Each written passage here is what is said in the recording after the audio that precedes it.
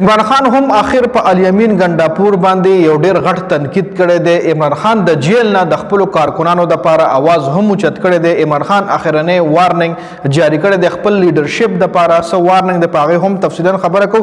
عمران خان ویلي دی چې خلکو سره د پی ټی آی کارکونانو سره ظلم شوی دی، د خلکو کورونو کې ماتم دی او تاسو هغه ظالم خلکو سره ملاویږئ، تاسو هغه سره خنداګانې کوي، تاسو هغه له ورغاړو. دا تنقید په الیمین ګنداپور باندې کړی دی. تاسو دا غوي استقبال کوي، تاسو هغه سره خاندي خوشاليږي او د پی ټی آی د کارکونانو په کورونو کې ماتم دي.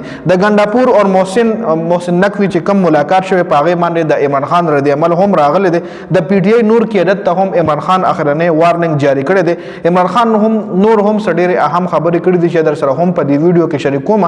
دا ټول تفصيلات په دې ویډیو کې په دې باندې ډیټیل سره خبره کوو. نو ویډیو خپل هم مکمل وګورئ او مخکې ملګرو سره ضرور شریک کړئ. د صورت معلومه وي بل ورځ محسن نقوی پېښور ته راغلی و چې ګنداپور ورسره ډېر په ښه طریقې سره ملاو شو، استقبال ورله هم ورکړی و. بیا د هغې میټینګ شوی و، د هغه میټینګ د هغه د ملاوېدو تصاویر سوشل میډیا ته راغلي و چې په هغې باندې د پی ټی آی کارکونانو ډېر سخت رد عمل جاري کړی و چې اوس پرې د عمران خان طرف نه هم رد عمل راغلی دی. نور قیادت ته هم عمران خان پیغام جاری کړی دی. عمران خان ویلی دی چې د خلکو په کورونو کې ماتم دی، خفګان دی او کچرې زمونږ سیاسي خلک یعنې لیډرشپ په څه وجه باندې مجبوره دي، نو هغوی ته پکار چې په بند کمرو کې مذاکرات وکړي، په بند کمرو کې میټینګ وکړي. خو 26 نومبر قتل عام چې چا کړی دی هغوی سره یا د هغوی سهولتکارانو سره داسې په خندا باندې تصویران دی نو باسي. ګنداپور حوالې سره عمران خان نه تپوس شو، یو صحافي ته تپوس وکړو چې آیا ته په ګنداپور باندې عدم اعتماد کې دا پیته عدم اعتماد کړه ته چې کوم خبره د الیمین ګنداپور حواله سره کې. نو عمران خان ورته وی چې زه په عدم اعتماد نه کوم بلکې په تنقید پکوم او کچری ما په هغه باندې عدم اعتماد وکړو نو بیا هغه وزیر اعلی پاتې نشي. او نور قیادت لپاره هم عمران خان وی چې مذاکرات د لپاره تاسو هغه نه خیر مغوړی او مذاکرات په بند کمرو کې کوي دغه تصویران د بهر نه راځي ځکه زمون په کارکونانو باندې ډیر غټ ظلم شوی دی. عمران خان دا هم وی چې په اٹک جیل کې د پی ټی آی کارکونان کې دی او هغه په یخنۍ کې بهر ساتل شوی دي.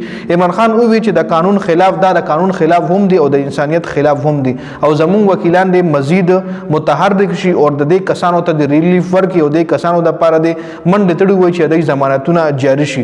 بل عمران خان چې کوم مذاکرات او ډیډلاین ورکړو د اتوار ورځ پرون ورځ چې کوم عمران خان ورکړی و نو هغه نه پس اوس دغه مذاکرات او کمیټي چې کوم دغه جوړه شوې ده او دغه بوس یو بل سره ناسته کوي. کچره دا مذاکرات کامیاب نشو نو بیا به عمران خان د سیول نافرمانی حکم جاری کوي. سیول نافرمانی تحریک په شروع کوي چې کډومبنه سټپ پداوي چې څومره هم ورسیز پاکستانیان دي هغه چې کوم زر مبادله کم پیسې پاکستان ته رالېږي نو هغه کې به کمې راځي او دا پاکستان ته یو ډېر غټ نقصان ورکول شي. بل د 9 مئی 25 ملزمانو ته ملټری کورټ نه سزاګانې اورولې شوې دي. عمران خان ویلي دی چې 9 مئی ملزم هغه دی چې چا سی سی ټي وي فوټیج پټ کړی دی. موږ سپریم کورټ نه بار بار دا مطالبه وکړه چې په دې جوډیشل کمیشن جوړ شي او په دې باقاعده انکوایري وشي. خو په 9 مئی باندې چې کوم 25 ملزمانو له سزاګانې اورولې شوې ټول د پی ټی آی کارکونان دي چې چاله 2 کاله چاله 3 کاله چاله 4 کاله چاله 6 کاله سزاګانې اورولې شوې دي د ملټری کورټ د طرفه. نو په دې باندې هم عمران خان سخت رد عمل ظاهر کړی دی. په دې ویډیو کې دا اپډیټ سو د ویډیو کتلو زیاته مننه جی. والسلام.